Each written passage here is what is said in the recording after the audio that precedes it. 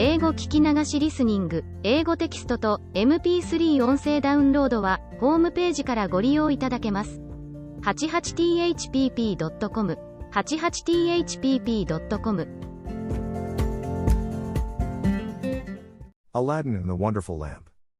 There once lived a poor tailor, who had a son called Aladdin, a careless, idle boy who would do nothing but play all day long in the streets with little idle boys like himself. This so grieved the father that he died. Yet, in spite of his mother's tears and prayers, Aladdin did not mend his ways. One day, when he was playing in the streets as usual, a stranger asked him his age, and if he were not the son of Mustafa the tailor. "I am, sir," replied Aladdin, "but he died a long while ago." On this the stranger, who was a famous African magician, fell on his neck and kissed him, saying, "I am your uncle, and knew you from your likeness to my brother. Go to your mother and tell her I am coming." Aladdin ran home, and told his mother of his newly found uncle. "Indeed, child," she said, "your father had a brother, but I always thought he was dead." However, she prepared supper, and bade Aladdin seek his uncle, who came laden with wine and fruit. He presently fell down and kissed the place where Mustafa used to sit, bidding Aladdin's mother not to be surprised at not having seen him before, as he had been 40 years out of the country. He then turned to Aladdin, and asked him his trade, at which the boy hung his head, while his mother burst into tears. On learning that Aladdin was idle and would learn no trade, he offered to take a shop for him and stock it with merchandise.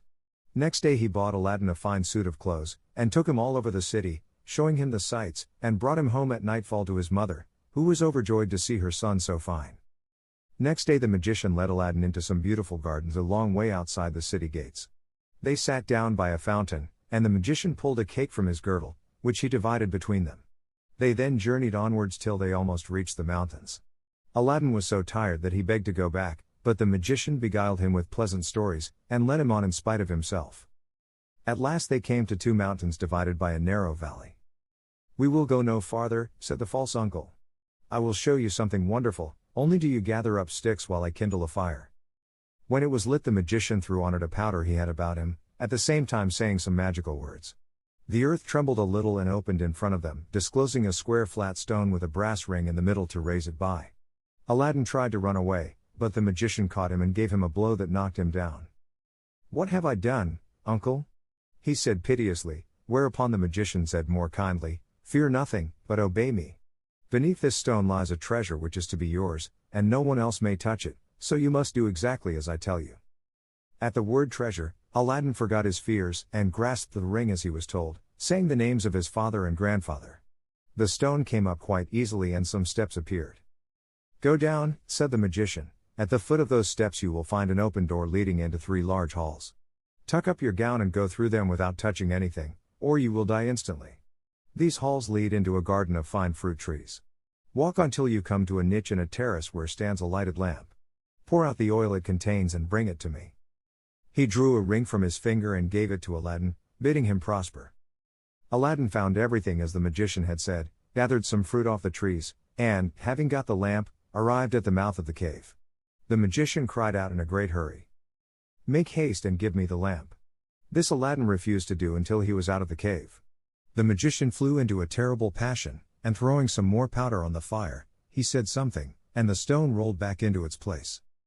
The magician left Persia forever, which plainly showed that he was no uncle of Aladdin's, but a cunning magician who had read in his magic books of a wonderful lamp, which would make him the most powerful man in the world. Though he alone knew where to find it, he could only receive it from the hand of another. He had picked out the foolish Aladdin for this purpose, intending to get the lamp and kill him afterwards. For 2 days Aladdin remained in the dark, crying and lamenting. At last he clasped his hands in prayer, and in so doing rubbed the ring, which the magician had forgotten to take from him. Immediately an enormous and frightful genie rose out of the earth, saying, "What wouldst thou with me? I am the slave of the ring, and will obey thee in all things." Aladdin fearlessly replied, "Deliver me from this place." Whereupon the earth opened, and he found himself outside.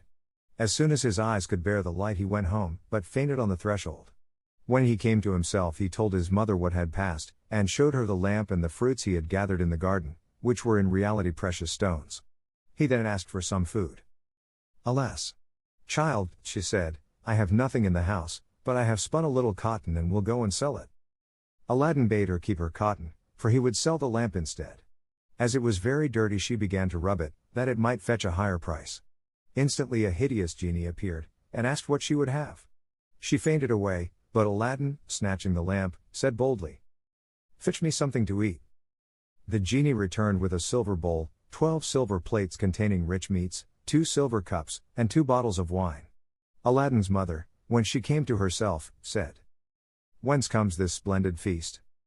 "Ask not, but eat," replied Aladdin. So they sat at breakfast till it was dinner time, and Aladdin told his mother about the lamp. She begged him to sell it, and have nothing to do with devils. "No," said Aladdin, "since chance has made us aware of its virtues, we will use it and the ring likewise, which I shall always wear on my finger."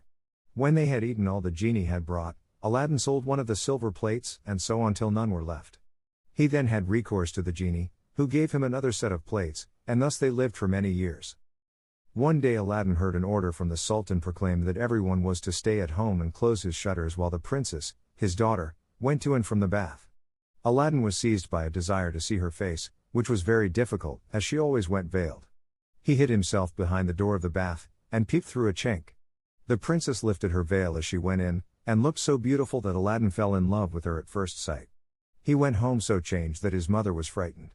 He told her he loved the princess so deeply that he could not live without her, and meant to ask her in marriage of her father. His mother, on hearing this, burst out laughing, but Aladdin at last prevailed upon her to go before the Sultan and carry his request. She fetched a napkin and laid in it the magic fruits from the enchanted garden, which sparkled and shone like the most beautiful jewels. She took these with her to please the Sultan, and set out, trusting in the lamp.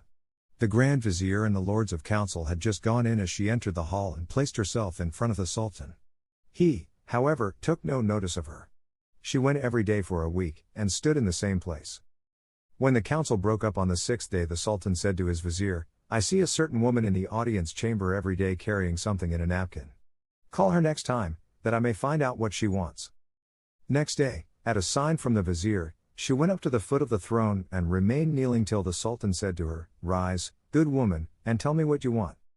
She hesitated, so the Sultan sent away all but the vizier, and bade her speak freely, promising to forgive her beforehand for anything she might say. She then told him of her son's violent love for the princess. "I prayed him to forget her," she said, "but in vain. He threatened to do some desperate deed if I refused to go and ask your majesty for the hand of the princess. Now I pray you to forgive not me alone, but my son Aladdin." The Sultan asked her kindly what she had in the napkin, whereupon she unfolded the jewels and presented them. He was thunderstruck, and turning to the vizier said, "What sayest thou? Ought I not to bestow the princess on one who values her at such a price?" The vizier, who wanted her for his own son, begged the Sultan to withhold her for 3 months, in the course of which he hoped his son would contrive to make him a richer present. The Sultan granted this, and told Aladdin's mother that, though he consented to the marriage, she must not appear before him again for 3 months. Aladdin waited patiently for nearly 3 months, but after 2 had elapsed, his mother, going into the city to buy oil, found everyone rejoicing, and asked what was going on. "Do you not know," was the answer, "that the son of the Grand Vizier is to marry the Sultan's daughter tonight?" Breathless, she ran and told Aladdin, who was overwhelmed at first, but presently bethought him of the lamp. He rubbed it, and the genie appeared, saying, "What is thy will?" Aladdin replied, "The Sultan, as thou knowest, has broken his promise to me, and the vizier's son is to have the princess. My command is that tonight you bring hither the bride and bridegroom." "Master, I obey," said the genie. Aladdin then went to his chamber, where, sure enough, at midnight the genie transported the bed containing the vizier's son and the princess. "Take this new married man," he said, "and put him outside in the cold, and return at daybreak." Whereupon the genie took the vizier's son out of bed, leaving Aladdin with the princess. "Fear nothing," Aladdin said to her, "you are my wife, promised to me by your unjust father, and no harm shall come to you." The princess was too frightened to speak, and passed the most miserable night of her life, while Aladdin lay down beside her and slept soundly. At the appointed hour the genie fetched in the shivering bridegroom, laid him in his place, and transported the bed back to the palace.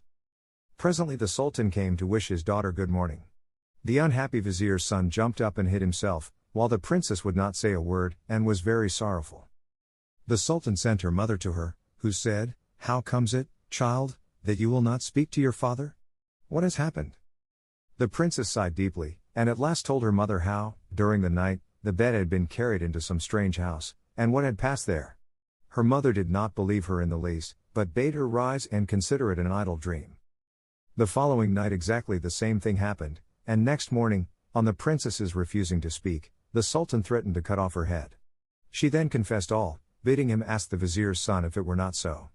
The Sultan told the vizier to ask his son, who owned the truth, adding that, dearly as he loved the princess, he had rather die than go through another such fearful night, and wished to be separated from her. His wish was granted, and there was an end of feasting and rejoicing. When the 3 months were over, Aladdin sent his mother to remind the Sultan of his promise. She stood in the same place as before, and the Sultan, who had forgotten Aladdin, at once remembered him, and sent for her. On seeing her poverty, the Sultan felt less inclined than ever to keep his word, and asked the vizier's advice, who counseled him to set so high a value on the princess that no man living could come up to it.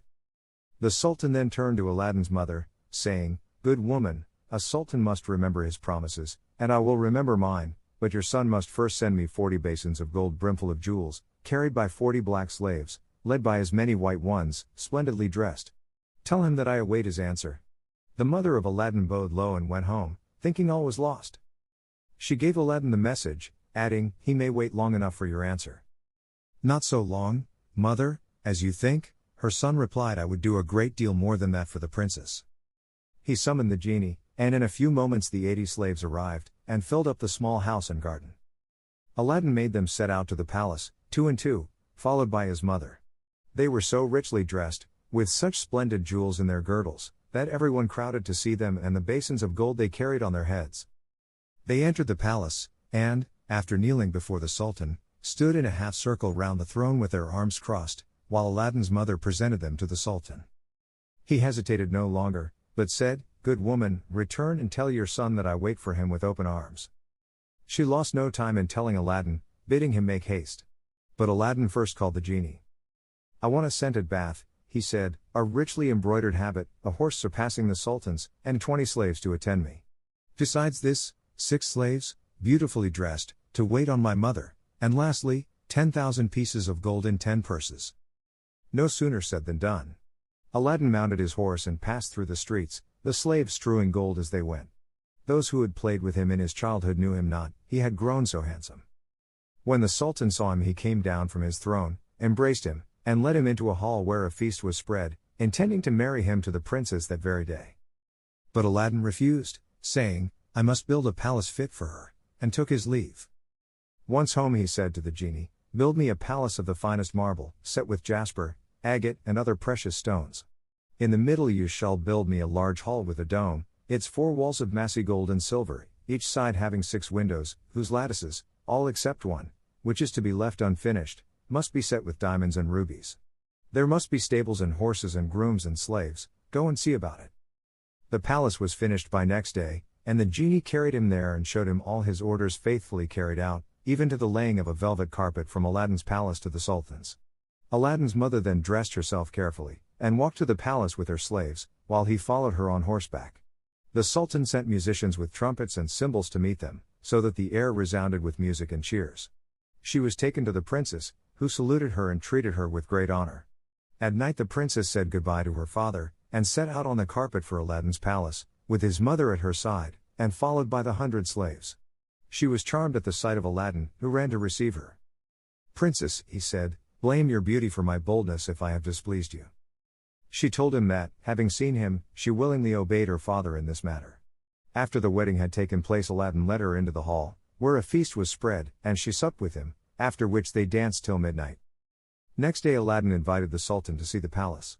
On entering the hall with the 24 windows, with their rubies, diamonds, and emeralds, he cried, "It is a world's wonder. There is only one thing that surprises me. Was it by accident that one window was left unfinished?" "No, sir, by design," returned Aladdin. "I wished your majesty to have the glory of finishing this palace." The Sultan was pleased, and sent for the best jewelers in the city. He showed them the unfinished window, and bade them fit it up like the others. "Sir," replied their spokesman, "we cannot find jewels enough."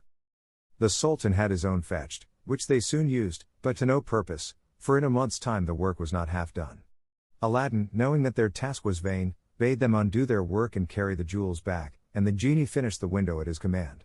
The Sultan was surprised to receive his jewels again and visited Aladdin, who showed him the window finished.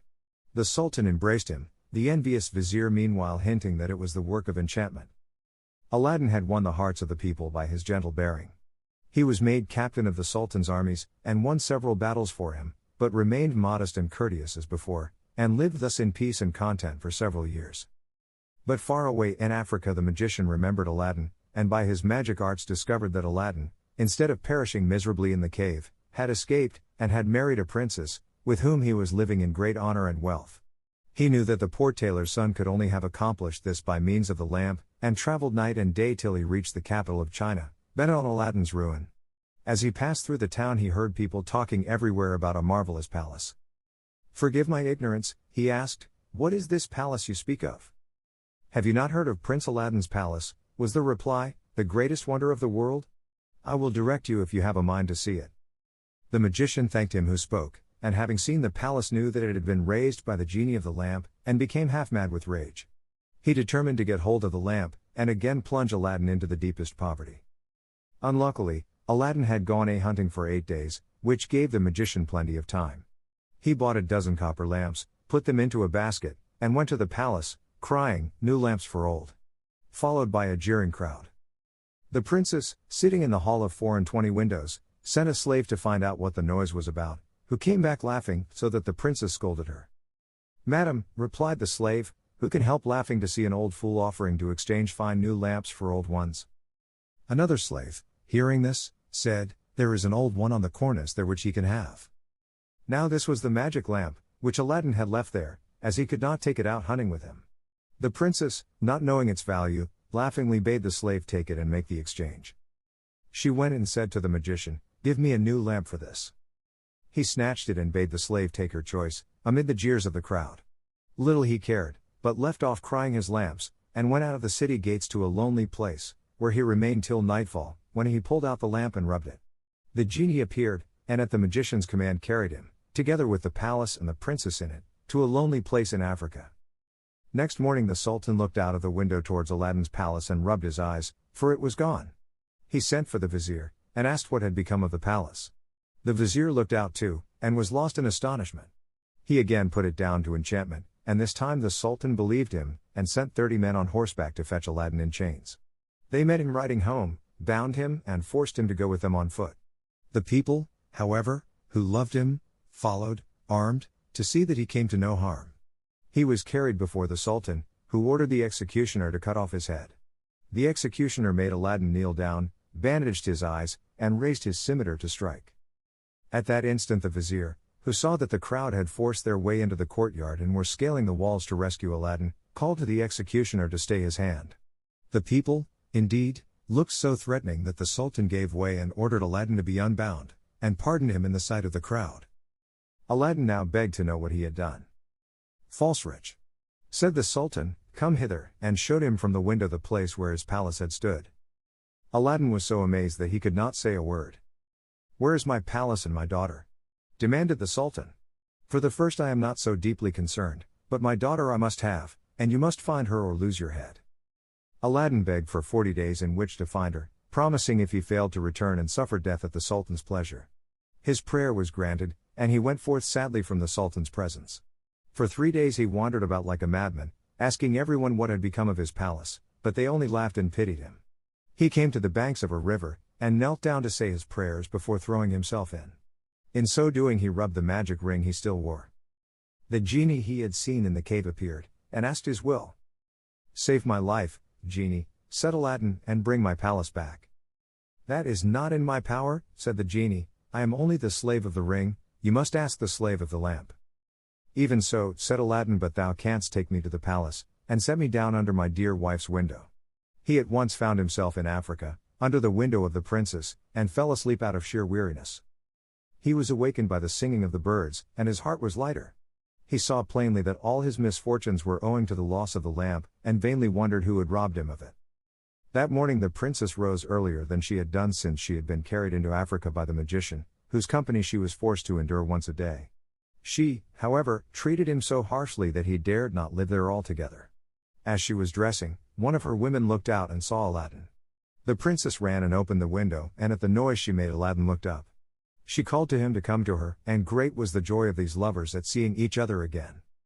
After he had kissed her, Aladdin said, "I beg of you, Princess, in God's name, before we speak of anything else, for your own sake and mine, tell me what has become of an old lamp I left on the cornice in the hall of 24 windows, when I went a-hunting." "Alas!" she said, "I am the innocent cause of our sorrows," and told him of the exchange of the lamp. "Now I know," cried Aladdin, "that we have to thank the African magician for this. Where is the lamp?" "He carries it about with him," said the princess. "I know, for he pulled it out of his breast to show me. He wishes me to break my faith with you and marry him, saying that you were beheaded by my father's command. He is forever speaking ill of you, but I only reply by my tears. If I persist, I doubt not that he will use violence." Aladdin comforted her, and left her for a while. He changed clothes with the first person he met in the town, and having bought a certain powder returned to the princess, who let him in by a little side door. "Put on your most beautiful dress," he said to her, "and receive the magician with smiles, leading him to believe that you have forgotten me. Invite him to sup with you, and say you wish to taste the wine of his country. He will go for some, and while he is gone I will tell you what to do." She listened carefully to Aladdin, and when he left her arrayed herself gaily for the first time since she left China. She put on a girdle and headdress of diamonds, and seeing in a glass that she looked more beautiful than ever, received the magician, saying to his great amazement, "I have made up my mind that Aladdin is dead, and that all my tears will not bring him back to me, so I am resolved to mourn no more, and have therefore invited you to sup with me, but I am tired of the wines of China, and would fain taste those of Africa." The magician flew to his cellar, and the princess put the powder Aladdin had given her in her cup. When he returned she asked him to drink her health in the wine of Africa, handing him her cup in exchange for his as a sign she was reconciled to him. Before drinking the magician made her a speech in praise of her beauty, but the princess cut him short saying, "Let me drink first, and you shall say what you will afterwards." She set her cup to her lips and kept it there, while the magician drained his to the dregs and fell back lifeless. The princess then opened the door to Aladdin, and flung her arms round his neck, but Aladdin put her away, bidding her to leave him, as he had more to do. He then went to the dead magician, took the lamp out of his vest, and bade the genie carry the palace and all in it back to China. This was done, and the princess in her chamber only felt 2 little shocks, and little thought she was at home again. The Sultan, who was sitting in his closet, mourning for his lost daughter, happened to look up, and rubbed his eyes, for there stood the palace as before. He hastened thither, and Aladdin received him in the hall of the 24 windows, with the princess at his side. Aladdin told him what had happened, and showed him the dead body of the magician, that he might believe. A 10 days' feast was proclaimed, and it seemed as if Aladdin might now live the rest of his life in peace, but it was not to be. The African magician had a younger brother, who was, if possible, more wicked and more cunning than himself. He traveled to China to avenge his brother's death, and went to visit a pious woman called Fatima, thinking she might be of use to him. He entered her cell and clapped a dagger to her breast, telling her to rise and do his bidding on pain of death. He changed clothes with her, colored his face like hers, put on her veil and murdered her, that she might tell no tales. Then he went towards the palace of Aladdin, and all the people, thinking he was the holy woman, gathered round him, kissing his hands and begging his blessing. When he got to the palace there was such a noise going on round him that the princess bade her slave look out of the window and ask what was the matter. The slave said it was the holy woman, curing people by her touch of their ailments, whereupon the princess, who had long desired to see Fatima, sent for her. On coming to the princess the magician offered up a prayer for her health and prosperity. When he had done the princess made him sit by her, and begged him to stay with her always. The false Fatima, who wished for nothing better, consented, but kept his veil down for fear of discovery. The princess showed him the hall, and asked him what he thought of it. "It is truly beautiful," said the false Fatima. "In my mind it wants but one thing." "And what is that?" said the princess. "If only a roc's egg," replied he, "were hung up from the middle of this dome, it would be the wonder of the world." After this the princess could think of nothing but a roc's egg, and when Aladdin returned from hunting he found her in a very ill humor. He begged to know what was amiss, and she told him that all her pleasure in the hall was spoilt for the want of a roc's egg hanging from the dome. "If that is all," replied Aladdin, "you shall soon be happy."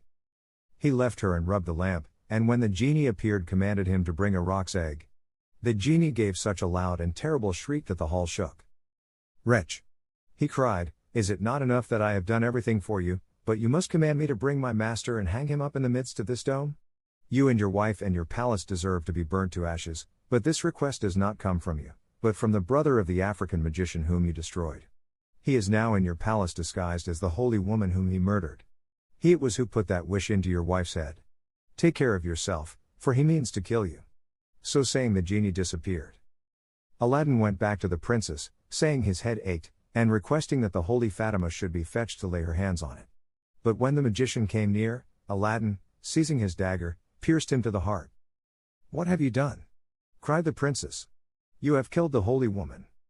"Not so," replied Aladdin, "but a wicked magician," and told her of how she had been deceived.